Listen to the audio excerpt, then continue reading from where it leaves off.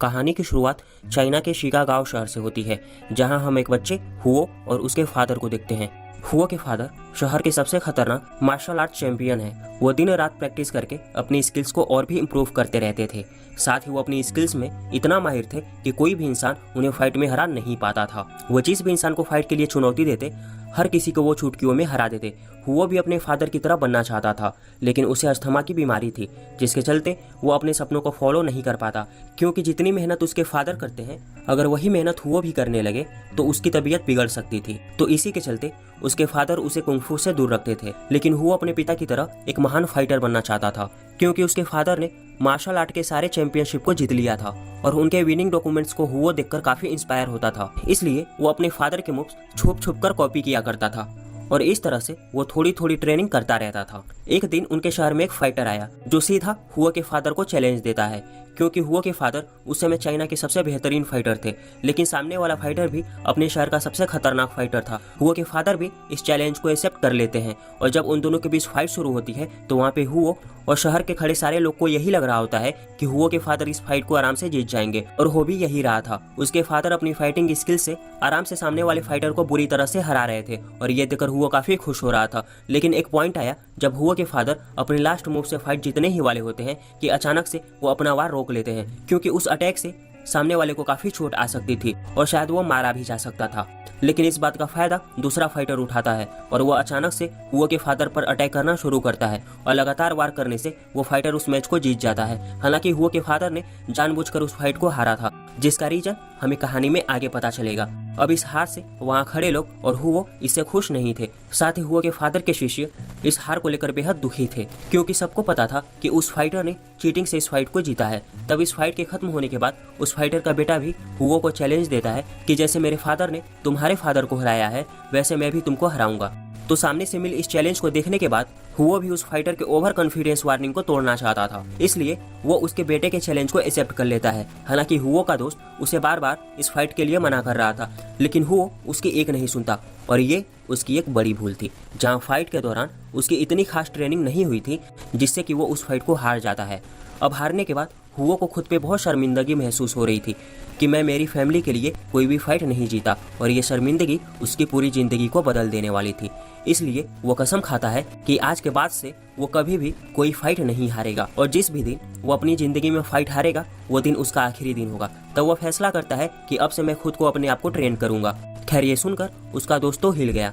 फिर इसके बाद वो लाइब्रेरी से एक किताब निकालता है जिसमें मार्शल आर्ट की बहुत सारी स्किल्स के बारे में मेंशन किया गया था। लेकिन जब वो वापस अपने घर आया तो उसके फादर उसे लड़ाई करने के लिए बहुत डांटते हैं, लेकिन उसकी माँ आकर उसे बचाती है। हुओ के फादर उसे अगली बार से किसी भी लड़ाई में देखना नहीं चाहते थे और यही बात उसकी मॉम भी उसे समझाती है कि तुम्हें लड़ाई वगैरह से दूर रहना चाहिए। लेकिन हुओ के मन में एक फाइटर बनने का जुनून सवार था। वो अपनी फैमिली के पीठ पीछे खुद को ट्रेनिंग देना शुरू करता है। वो अपने फ्रेंड से उस मार्शल आर्ट वाली किताब का ट्रांसलेशन करवाता है, क्योंकि हुओ को उस किताब वाली भाषा नहीं आती थी। उसका दोस्त जो स्टडीज में काफी अच्छा था, उसने उस बुक को ट्रांसलेट कर हुओ के लिए एक नया बुक तैयार कर दिया और फिर उस किताब में लिखी उन स्किल्स को परफॉर्म करके हुओ खुद के परफॉर्मेंस को बहुत ज्यादा इंक्रीज करता है। अब अंदर ही अंदर हुओ को लग रहा था कि अब मैं आराम से किसी भी फाइटर को हरा सकता हूँ, यानी कि उसका कॉन्फिडेंस बढ़ गया था। इसलिए वो फिर से उसी बच्चे को चैलेंज देता है जिसे वो पिछली बार हार चुका था। अब क्योंकि हुओ अपने आप को काफी अच्छे से प्रिपेयर कर लिया था, तो वो इस बार आसानी से उस फाइटर के बच्चे को हरा देता है। फाइट के बाद हुओ इतना खुश था कि वो अपने स्किल्स के बारे में सबको बताता है और सारे ही लोग उसकी तारीफ कर रहे थे। अब हम कुछ साल आगे का सीन देखते हैं। हुओ अब बड़ा हो चुका था और उसकी शादी भी हो गई थी, लेकिन इस समय उसकी फैमिली में बस उसकी माँ और उसकी एक छोटी सी बेटी है।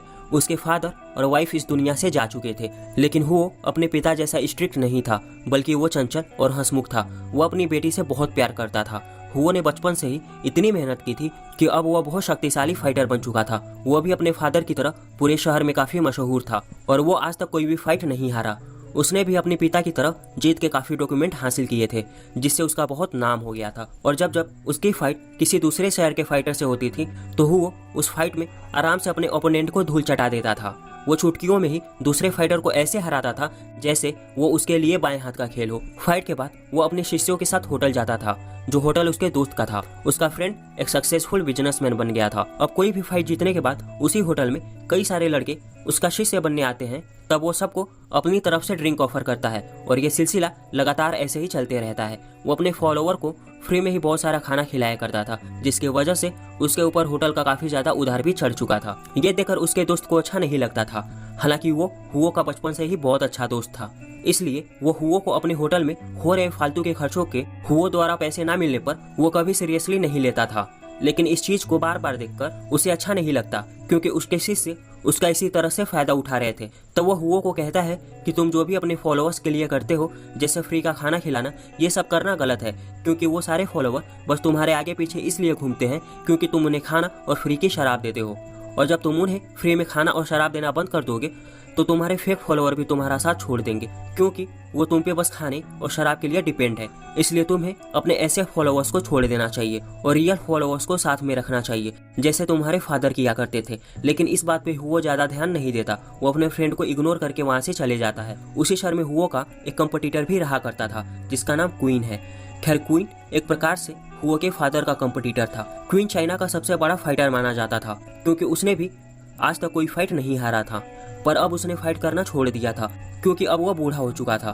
दूसरी तरफ हुओ का भी बहुत नाम था, लेकिन कुछ लोग उस पर तंज कसते थे कि जब तक वो क्वीन को नहीं हराता तब तक उसे सबसे बड़ा और महान फाइटर रिकॉग्नाइज नहीं किया जाएगा। इसलिए उन दोनों की बिल्कुल भी नहीं बनती थी। लेकिन इस तकरार के बाद क्वीन ने हुओ से कहा कि अगर वो फाइट चाहता है तो फाइट हो जाएगी, पर अभी नहीं। ये कहकर क्वीन वहां से चला गया। दूसरी तरफ हुओ अपनी फाइटिंग स्किल्स अपने स्कूल के बच्चों को भी सिखाया करता था, ताकि आने वाले भविष्य में उसके स्टूडेंट उससे भी अच्छे फाइटर बन सके।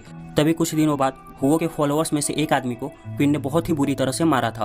और जब हुओ को इस बात का पता चला कि मेरे एक फॉलोअर को क्वीन ने बहुत बुरी तरह से पीटा है, तो वो सीधा बदला लेने अपने फ्रेंड के रेस्टोरेंट में पहुंच गया, जहां क्वीन की फैमिली डिनर करने आई थी, क्योंकि क्वीन का आज जन्मदिन था और उसने हुओ के दोस्त के रेस्टोरेंट को पूरा बुक किया हुआ था। अब वो सबके सामने ही क्वीन को फाइट की चुनौती देता है, लेकिन क्वीन वहां पे अपनी फैमिली के साथ टाइम स्पेंड करने आया था, इसलिए वो फाइट को एक्सेप्ट नहीं करता। हुओ का रेस्टोरेंट वाला दोस्त भी हुओ को समझाता है कि अगर तुम यहाँ फाइट करोगे तो रेस्टोरेंट को काफी नुकसान झेलना पड़ सकता है, इसलिए तुम शांत होकर यहाँ से चले जाओ। लेकिन हुओ बहुत गुस्से में था और वो उल्टा अपने दोस्त को ही बुरा भला कह के अपनी बचपन की दोस्ती तोड़ने के मूड में आ चुका था। और इतना कुछ होने के बाद क्वीन भी हुओ से लड़ने का चैलेंज एक्सेप्ट कर लेता है और थोड़ी ही देर बाद रेस्टोरेंट के सारे लोग वहां से बाहर चले गए, जिसके बाद हुओ और क्वीन के बीच लड़ाई शुरू हो गई। दोनों ही अपनी स्किल्स में काफी अच्छे थे, जहां दोनों एक दूसरे को बराबरी की टक्कर देते हैं। और बहुत देर तक फाइट करने के बाद जब हुओ और क्वीन में से कोई भी हार मानने को तैयार नहीं था, तो हुओ अपने गुस्से से कई सारे घातक वार क्वीन पर करता है और इसी गुस्से की वजह से वो खुद को काबू नहीं कर पाता और वो अपना एक आखिरी वार क्वीन की तरफ करता है, जिससे कि क्वीन की वहीं पर मौत हो जाती है। फिर जैसे ही हुओ रेस्टोरेंट से बाहर निकला, सारे लोग उसके जीतने की खुशी में जश्न मनाने लगते हैं। लेकिन दूसरी ओर जब क्वीन के लोग क्वीन की डेड बॉडी को देखते हैं तो वो इससे बिल्कुल भी खुश नहीं थे। उनके अंदर बदले की आग सुलग रही थी। और जब हुओ अपने घर आया तो वो देखता है कि उसके पूरे घर की लाइट्स ऑफ हैं। और जब वो अपनी बेटी और माँ को ढूंढता है तो उसे घर में उन दोनों की लाश दिखती है, जिससे हमें पता चलता है कि क्वीन के लोगों ने बदला लेने के लिए हुओ की पूरी फैमिली को मार दिया है। ये देखकर हुओ गुस्से में आ चुका था। वो अपनी फैमिली का बदला लेने क्वीन के सारे फॉलोअर्स को मारने के लिए निकल जाता है, पर रास्ते में उसे खुद के फॉलोअर मिलते हैं, जो बताते हैं कि क्वीन ने उसके फॉलोअर को इसलिए मारा था क्योंकि वो क्वीन की वाइफ के साथ बदतमीजी कर रहा था और वो बिना वजह जाने ही क्वीन से लड़ने चला गया, जिसके कारण वो अपने फॉलोअर का भी साथ छोड़ दिया, क्योंकि उसे अब लगने लगा था कि वो गलत लोगों को बढ़ावा दे रहा था, जिससे कि हुओ की जिंदगी में अब कोई भी उसका करीबी इंसान नहीं बचा। लेकिन फिर भी वो बदला लेने क्वीन के घर गया। तब वो क्वीन के बेटे को मार देता है और जब क्वीन की पत्नी और उसकी बेटी को मारने जाता है तो हुओ ये सोचकर उन्हें नहीं मारता कि इनमें उनकी कोई गलती नहीं थी और फिर वह वहां से निकल जाता है। अब हुओ के दोस्त ने भी उससे अपनी दोस्ती तोड़ ली थी, जिससे कि हुओ की जिंदगी में अब कोई भी उसका करीबी इंसान नहीं बचा और अब वो अंदर से अकेला और निराश हो गया था। वो खुद को मारने की कोशिश करता है, जहां वो समुद्र के किनारे पानी में डूबने के लिए बढ़ता है, लेकिन दूर उसे एक बोट दिखती है, जिसे देखकर वो एक सही फैसला लेता है। वो उस बोट में चला जाता है और खुद को कहता है कि जहाँ भी ये बोट जाएगी मैं उसी जगह चले जाऊंगा। पर काफी समय ट्रेवल करने के बाद हुओ की हालत ठीक नहीं रहती। वो फिर से खुदकुशी करने की सोचता है और इस बार वो कदम उठाकर पानी की गहराई में अपने शरीर को खुला छोड़ खुद को समर्पित करने लगा। लेकिन तभी कुछ लोग ऐन मौके पर आकर उसकी जान बचा लेते हैं। दरअसल वे लोग उस इलाके के ट्राइबल पीपल थे और वो हुओ को अपने इलाके में लाकर उसका अच्छे से ट्रीटमेंट करते हैं। कुछ दिनों बाद हुओ को होश आने लगा, लेकिन उसकी हालत बिल्कुल भी सही नहीं थी। वो अपने असल कंडीशन में नहीं था। उसको पता ही नहीं चलता कि वो यहाँ कैसे पहुंचा और इन्हीं छोटी मोटी हरकतों की वजह से ट्राइब के लोग भी उसे अकेला उसकी हालत पर छोड़ देते हैं। पर उन्हीं में से एक लड़की जिसका नाम मून है, वो अंधी होने के साथ काफी सीधी लड़की थी। वो हुओ का बहुत अच्छे से ख्याल रखती है। वो हर वक्त हुओ को खाने और उसके मतलब की चीजें दिया करती थी ताकि वो खुश रह सके और अपनी पुरानी जिंदगी को भूलकर एक नई शुरुआत करे। वो हुओ को ऐसा लगने देती थी कि वो अकेला नहीं है, जिसकी वजह से हुओ को जीने का एक मौका मिला और वो डिसाइड करता है कि मैं भी अब इस ट्राइब के साथ रहकर अपनी बाकी की जिंदगी खुशी से बिताऊंगा। वो उस ट्राइब में रहकर वो सारे काम किया करता था जो बाकी के लोग करते थे और इसी बीच उसको मुझसे बहुत लगाव हो जाता है। दोनों ही एक दूसरे को चाहने लगे थे और एक दूसरे के काफी क्लोज आ गए। लेकिन एक रात उस ट्राइब के बच्चे को सामान चोरी करते हुए पकड़े जाते हैं, जिसके कारण ट्राइब का मुखिया उस लड़के को सजा सुनाने का फैसला करते हैं। पर पीछे से उस बच्चों की फैमिली मुखिया को कन्विंस कर रहे थे कि हमारे बच्चे अभी छोटे हैं तो उन्हें सजा न दीजिए। पर ट्राइब के रूल सबके लिए सेम थे, इसलिए मुखिया भी सजा देने से पीछे नहीं हटता। तो वहाँ पे हुओ कहता है कि बच्चों की जगह मुझे उनकी सजा दे दीजिए और इन बच्चों को छोड़कर इनके फैमिली के पास जाने दिया जाए। और उसकी बात सुनकर मुखिया भी हुओ को सजा देने के लिए मान गया था, लेकिन उसमें भी एक शर्त थी जहाँ बच्चों की सजा अलग अलग है और बड़ों की सजा अलग अलग। और हुओ की सजा में उसे मुखिया से ही लड़ाई करनी थी और यहाँ पे ट्राइब के मुखिया और हुओ के बीच लड़ाई शुरू हो जाती है। हुओ अपनी फाइटिंग स्किल में इतना माहिर था कि वो मुखिया के सारे अटैक को आसानी से डॉज कर पा रहा था। मुखिया का एक भी अटैक हुओ को असर नहीं करता, लेकिन लगातार वार करने से हुओ भी कमजोर पड़ रहा था क्योंकि उसने बहुत समय से कोई भी फाइट और प्रैक्टिस नहीं करी थी, जिससे कि बीच में मुखिया उस पर भारी पड़ गया। तो पीछे से ट्राइब के लोग हुओ को इनकरेज करते हैं कि वो भी मुखिया पर अटैक करे, वरना अगर वो बस डिफेंस करते रहेगा तो मुखिया के वार से वो काफी जख्मी हो सकता है। तो लोगों की बात मानकर हुओ भी मुखिया पर अटैक करना शुरू करता है, जिससे कि वो आसानी से ट्राइब के मुखिया को वहीं पर हरा देता है। ये देखकर खुद मुखिया हुओ को अप्रिशिएट करता है कि उसकी फाइटिंग स्किल्स बहुत अच्छी है। और यहाँ पे ट्राइब में किसी को भी हुओ के पास्ट और उसके बीते लम्हों के बारे में नहीं पता था। सबको यही लगता था कि हुओ एक मामूली इंसान है और आज तक हुओ ने भी किसी को अपने अतीत के बारे में कुछ भी नहीं बताया था। थोड़े ही दिनों बाद उसको अपनी फैमिली और शहर की याद आती है और वो फैसला लेता है कि वो दोबारा अपने शहर जाकर अपनी फैमिली की कब्र को सम्मान देने जाएगा। और जब वो इस बारे में मून को बताता है तो मून कहती है कि तुम अपना सफर अच्छे से तय करना और मैं तुम्हारे वापस आने का इंतजार जरूर करूंगी। जिसके बाद हुओ अपने शहर के लिए निकल गया, लेकिन जैसे ही वो अपने शहर में एंट्री लेता है तो वो देखता है कि हर जगह पहले से काफी बदल गई है। जगह जगह लोगों की भीड़ और काफी अलग चीजें थी जो पहले शहर में नहीं हुआ करती थी। उसे पता चलता है कि उसके जाने के बाद यहाँ बहुत सारे लोगों ने लूटपाट मचाई, जिसके कारण पूरा शहर का हुलिया ही बदल गया था। असल में बात ये थी कि अब चाइना पर अंग्रेजों का शासन हो गया था, इसलिए पूरे चाइना में चीजें पूरी तरह से बदल चुकी थी। हुओ जब अपने घर पहुंचा तो उसे वहां घर का नौकर मिलता है जो अभी भी हुओ के घर की अच्छे से देखभाल कर रहा था। हुओ को वापस शहर में दिखने के बाद उनके घर का नौकर भी काफी खुश हो गया। जिसके बाद हुओ अपनी फैमिली की कब्र देखने चले जाता है और वो वहाँ पर काफी इमोशनल हो गया था। उसे अपने वो दिन याद आने लगे जब वो अपनी फैमिली के साथ रहता था। फिर इसके बाद वो अपनी करी सारी गलती का पछतावा करने के लिए क्वीन के घर चले गया, जहाँ वो क्वीन की वाइफ से माफी मांगता है कि मेरी वजह से क्वीन इस दुनिया में नहीं रहा। और अब उसको इस बात का काफी दुख हो रहा था कि गुस्से में आकर मैंने एक फाइटर को जिंदा मार दिया। फिर वो अपने उसी दोस्त से माफी मांगता है जिसका एक होटल है। वो उसे समझाता है कि मैं अब पहले जैसे नहीं रहा, मैंने अपने अंदर बहुत सुधार किया है और मुझे अपने उन सभी कार्यों से नफरत होने लगी है जिससे मैंने लोगों को बस दुख ही दिए हैं। तो यहाँ पर हुओ को एक फाइट के बारे में पता चलता है जो इसी शहर में होने वाली थी और इस फाइट में एक ऐसा फाइटर आने वाला था जो बहुत ही ज्यादा ताकतवर और खतरनाक था। जब से हुओ शहर छोड़कर गया है तब से वो फाइटर इस इलाके के सारे शहर की फाइट को जीतते आ रहा है और इस फाइट के लिए उसका रेस्टोरेंट वाला दोस्त उसे कुछ पैसे देता है ताकि हुओ उस फाइट में हिस्सा लेकर उस खतरनाक फाइटर को हरा दे। और जिस दिन फाइट का दिन आया, हुआ वहाँ के एम्पायर को कहता है कि मैं ये फाइट आराम और सम्मान से लड़ूंगा ताकि मेरे अपोनेंट को कोई भी प्रॉब्लम ना हो। फिर जब उनकी फाइट शुरू होती है तो वहाँ पे हुआ थोड़ा बहुत कमजोर पड़ता है क्योंकि उसने बहुत समय से प्रैक्टिस नहीं किया था। दूसरा फाइटर उसे बस उठा उठा के रिंग में पटक रहा था, लेकिन जब हुआ अपनी फुल फॉर्म में आया तो वो अपने स्किल्स के पैतरों का यूज करके आसानी से अपोनेंट को हराने लगा। और एक बारी ऐसी आई जब उसका अपोनेंट पूरा हार ही गया था।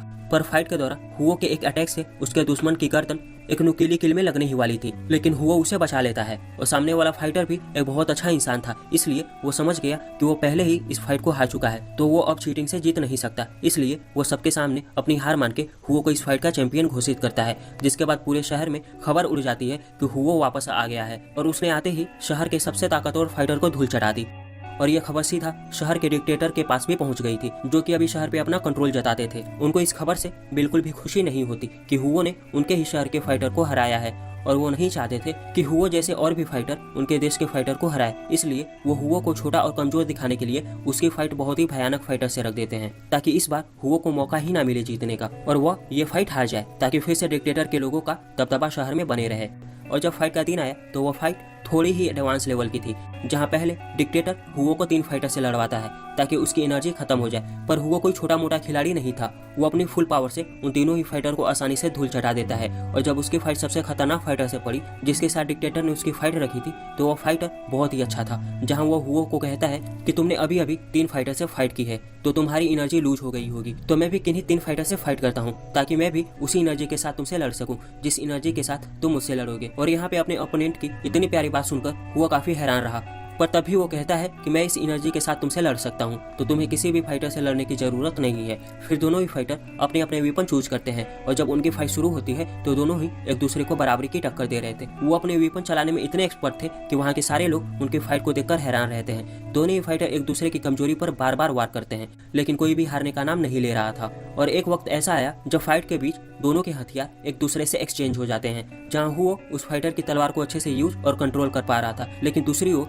वो फाइटर हुओ के हथियार को अच्छे से कंट्रोल नहीं कर पाता। ये देखकर हुओ लड़ाई को रोककर अपने अपने वेपन एक दूसरे को वापस करते हैं, जिसके बाद फिर से उन दोनों की फाइट होती है। लेकिन उसी समय पहला राउंड खत्म हो जाता है, जिसमें कोई भी विनर निकल के नहीं आता। इसका मतलब ये राउंड ड्रॉ माना गया। लेकिन जब हुओ रेस्ट करने के लिए एक ड्रिंक पीता है, तो उसमें डिक्टेटर के आदमी ने पहले से ही जहर मिला रखा था, और इसका असर उसे दूसरे राउंड में हुआ। जब हुओ दूसरे राउंड में फाइट करता है तो अचानक बीच में ही उसे खून की उल्टियां होने लगी, जिसके कारण यह फाइट यहीं पे रुक जाती है। और दूसरा फाइटर समझ गया था कि हुओ को जानबूझकर मारने का प्लान बनाया गया है। इससे वो फाइटर खुश नहीं होता कि डिक्टेटर एक छोटी सी फाइट के लिए एक इतने अच्छे फाइटर के साथ ऐसी नीच हरकतें करे। हुओ को अभी सख्त मेडिकल ट्रीटमेंट की जरूरत थी, लेकिन वहाँ के लोग उसे बस थोड़ा बहुत रेस्ट करवाते हैं ताकि उसकी तबीयत ठीक हो जाए। और इस समय हुओ सोचता है कि मेरा बच पाना अब नामुमकिन है, इसलिए मैं अगर मरूंगा तो बड़े शान से मरूंगा। और वो वहाँ फिर से फाइट करने के लिए उठ पड़ता है। डिक्टेटर तो पहले से यही चाहता था कि हुओ इस फाइट में मारा जाए, इसलिए वो भी मैच को कंटिन्यू करवा देता है, जिसके बाद उन दोनों की फाइट दोबारा से शुरू होती है। और अब हुओ और भी खतरनाक तरीके से लड़ रहा था। वो ऐसे ऐसे अटैक करता है जिससे उसके अपोनेंट को कोई भी बचने का चांस नहीं मिलता, और अपने आखिरी बार में वो एक पंच मारता है। लेकिन उसे इस पंच से एक फाइट याद आती है कि इसी पंच से मैंने क्वीन की भी जान ली थी, इसलिए वो फिर से किसी की जान नहीं लेना चाहता था, और वो अपने पंच को वहीं पर रोक देता है, जैसे कि मूवी के शुरुआत में उसके पिता ने अपने सामने वाले फाइटर से लड़ते वक्त किया था।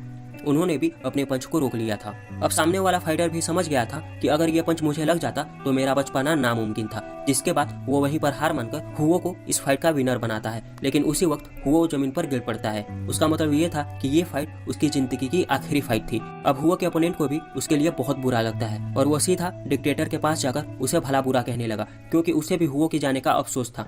नेक्स्ट सीन में हम देख पाते हैं कि हुओ की सोल मून के सामने आकर अपने फाइटिंग स्किल्स परफॉर्म कर रही है, और यहाँ पे मून जो कि देख नहीं सकती थी, उसे अपनी आंखों के सामने हुओ साफ साफ नजर आ रहा था, और हुओ अपनी आखिरी सांस तक कोई भी फाइट नहीं हारा था। और दोस्तों, ये एक सच्ची कहानी थी जिसे आप विकिपीडिया पर जाकर ढूंढ सकते हैं।